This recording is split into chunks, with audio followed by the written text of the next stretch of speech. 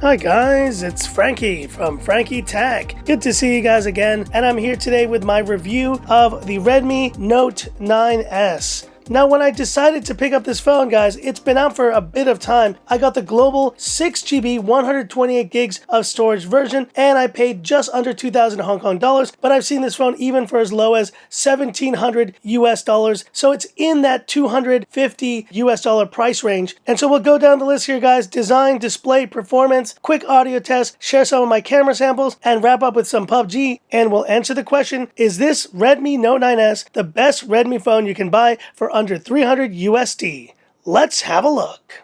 Design: 8.8 millimeters, 209 grams, Gorilla Glass 5 on the front and back, but we do have a plastic frame on this phone, and I gotta say, from having used aluminum edge phones for the past couple of months with the Redmi K30 Pro and the Mi 10 Pro, it's a little bit of a downgrade going back to plastic, but Xiaomi does make these hardened plastic edges which seem to hold up pretty well, so the edge of this phone is actually not bad, and design-wise it doesn't look too bad upon initial viewing, until you look at the back. And this has got to be one of the strangest camera modules I've seen on a phone. Now, I'm not sure why Xiaomi chose to do this. I think a nicer look would have been to cut the black area off right here, so you just have a square camera module, and put this flash and these letters in the same color as this back. I think it could have been done this way. Instead, you end up with a camera module that just looks a little strange, and I know a lot of you out there aren't huge fans. I'm not a big fan either. And the bezel at the bottom isn't too big, but it's a little bit more pronounced than the one we've seen on the Redmi K30 Pro, which you can see right here is just considerably smaller than the one on the Redmi Note 9S. And some of you may love it, some of you may not, but I actually don't mind the center punch hole, and I'm glad that Xiaomi is actually moving in this direction. It looks far cleaner, it allows for notifications on both sides,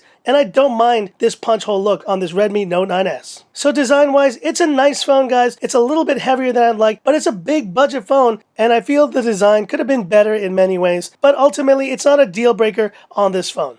But what may be a deal breaker, guys, is this display. An IPS LCD, 6.67 inch, 450 nits of typical brightness, and we're looking at a 395 pixel per inch. And I hate to say this, but I'm going to. Guys, this is the worst display I've tested on a phone this year. Now, it's not so bad in daylight, and in regular lighting like this, the colors look decent. Viewing angles aren't great, but they could be better. But I have noticed that ghosting on this phone, and it's very prominent here in the punch hole region, just doesn't look very good. And the display just looks a little bit washed out, especially since I've been using the Redmi K30 Pro, the Mi 10 Pro, and these other better display panels on Xiaomi phones. But that's not the worst part of it, guys. The worst really comes in lower light use. And when I used this phone the other night in the evening, I did not expect the contrast and the viewing angles of this panel to be that bad. And you can see by the photo, this LCD is not really good quality. Now, I've been asked by some of you, maybe you have a faulty unit, maybe that's the case, but I've seen a number of reports of this online. There's been a number of videos out about the display quality on this Redmi Note 9S, and some of you might say, but it's LCD, that's what happens. And guys, I've been using the iPhone SE, and it does not display any of these issues. But it's not just iPhone, guys. I've used other LCD panels from Xiaomi in the past, and they are not this bad. I don't know where they sourced this panel, but it is the biggest letdown on this phone, and I really hope Xiaomi is able to source their panels from a different spot, because the one on this Redmi Note 9S is actually truly a deal breaker. And here's YouTube playback on the Redmi Note 9S, and it's a very large and enjoyable display for watching content. Just make sure you're not watching at night though, because the experience really drops down because of the poor contrast and the low quality LCD panel. But in DRM Info, here's a win for this phone. L1 for wideband CDM on the Redmi Note 9S. Even on their budget phones, Xiaomi and Redmi are including L1 on all their global models. And talking about performance, here are the Geekbench scores, and this is actually one of the reasons you would want to pick up this phone. This is running the Snapdragon 720G, pretty new chipset here, running on the 8nm process, and the Adreno 618 GPU, the same one found in the Snapdragon 730 series. And these are solid mid-range scores for a sub $300 US device. And the same goes for Antutu, close to 300,000 here on this Redmi Note 9S. It does a solid job in these benchmarks, and the 720G is a really nice upgrade, I'd say, over the Snapdragon 710 or even the 712 that came before. It's not up to the levels of the 730G or the 765, but hey, considering this price point, I think it's a win. And another big win with this phone is battery life. So we have a 5020 milliampere capacity on this Redmi Note 9S and fast charging up to 18 watts. And guys, no complaints with battery. So it is a battery beast, and whatever it is you're doing, you're probably going to have at least 2 days of use from this battery on the Redmi Note 9S. And in terms of fingerprint scanner, we have a side-mounted unit here on this Redmi Note 9S. Now, here's a little tidbit for you guys. Maybe you didn't know it. I'm actually left-handed. That's why you see me always using the phone with this hand. And in the case of this side-mounted fingerprint scanner, it does the job, and it's pretty reliable. This technology has been around for a long time. But for left-handed users, it's kind of a bummer because I'm always having to use my index finger. And if I was right-handed, it would be a lot more enjoyable because I can use my thumb to unlock this phone, as you can see right there. So it's a reliable fingerprint scanner. I don't have any issues with it, but just a little nitpick there for left-handed users. You're never going to be able to use this fingerprint scanner in the right way. And now a quick audio test. Single bottom firing speaker on this Redmi Note 9S. Let me bring the mic down. Let's have a listen.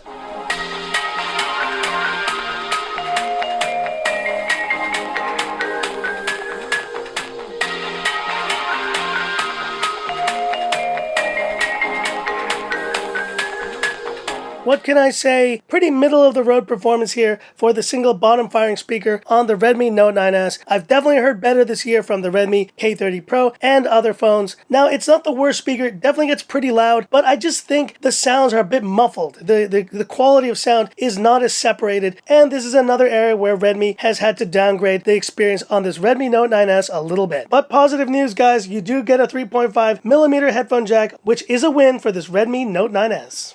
And talking about the cameras on this Redmi Note 9S, we're using a 48 megapixel primary camera on this. It's the Samsung GM2. Now, I have not seen this sensor in a while, and this was really Samsung's competition to the Sony IMX586, which was the standard for Android phones back in 2019. But we also have an 8 megapixel ultra-wide camera, a 5 megapixel macro camera, and a 2 megapixel depth sensor. And we have a 16 megapixel f2.5 selfie camera on this Redmi Note 9S. Quick shot of BB8, and the shutter is not fast, guys, but it'll serve your purposes if you need to take a quick shot. Just don't take too many in succession because it does slow down quite a bit. And the quality does look decent, but I have definitely seen better results from more recent phones than on this Redmi Note 9S. But anyway, have a look at these samples and let me know what you think in the comments.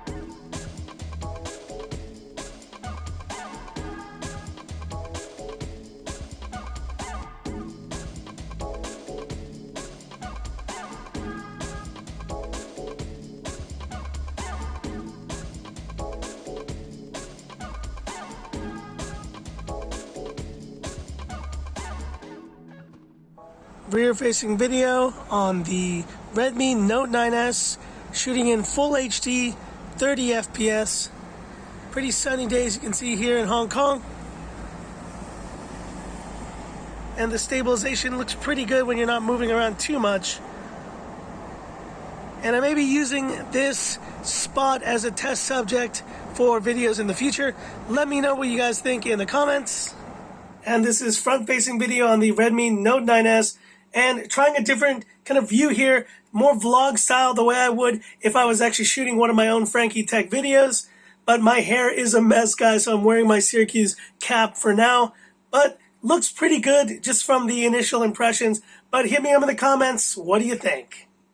All right, here we are for some quick PUBG action. And let's go and check out the graphics settings. So it looks like HD high is as high as we can go on this Redmi Note 9S, doing realistic anti-aliasing shadows, disabled auto adjust graphics, and let's get started. And it's time for the classic Frankie Tech swim test. Just keep swimming, woo! Oh yeah! And at the plane jump, with the Adreno 618, a few stutters just now, but I do have full confidence that this Adreno 618 should provide an adequate experience here on PUBG Mobile. Let's get down to the surface, get some guns, get some action. And on the ground now, and where am I? Look at this, a wreckage. Let's see if there's some guns in here. Oh, no guns whatsoever. Better keep going. And one of my teammates was just knocked out. Let me go and find him. Some serious gunfire happening here. I hope I can get to that house in time. Almost there. They're coming after me. Oh my gosh, I'm cornered, guys. Okay, I have a sickle. Oh, there's someone there. Take that. Oh gosh. Oh my gosh, and they're shooting that dude. Oh, they're shooting at me. Take that. Oh boy, this is going bad here. Take that. Oh yes, one kill with the Redmi Note 9S with a sickle. Let's see if I can get one more kill. Oh gosh, I've been knocked out already. Oh no, we're gonna have to go into spectate mode. There we go. But now let's go into spectate mode and we'll see how this phone is gaming. And how is this phone gaming now after a bit of time? It's definitely getting warmer, but I do think the plastic edge helps to keep this phone a little cooler to the touch than it would if it was metallic. And it's a large phone, guys. It's a pleasant experience gaming on this Redmi Note 9S. And yes, the center punch hole won't be a favorite for many of you, especially in gaming. It becomes much more obvious. But overall, I think it's a serviceable gameplay experience here on the Redmi Note 9S. So that's it for this video, guys, and my final verdict here on the Redmi Note 9S. Now, this phone does offer quite a bit for its price point, from great battery life to pretty solid performance here with the Snapdragon 720G. The audio experience is about average, but you do have a 3.5mm headphone jack, which is a plus. And yes, look, this thing is a fingerprint magnet, and this camera module is pretty ugly, but I don't think the design is a deal breaker. It still is a very nice and decent looking phone. But there is one thing that is a deal breaker, guys, and that's the display. And considering the other options on the market, this display just does not cut it at its price point. And at any price point, it's just not a good display. Now, it's kind of hard to illustrate this in this kind of lighting, but let me show you what it looks like in low light. And guys, it's in this kind of lighting experience where this display just falls apart. I mean, look at these viewing angles. Now, luckily, I don't have a lot of those light bleed issues that others have complained about. But considering how this thing looks in lower lighting, this is something you need to keep in mind if you're picking up this phone. It does not look good in low light settings.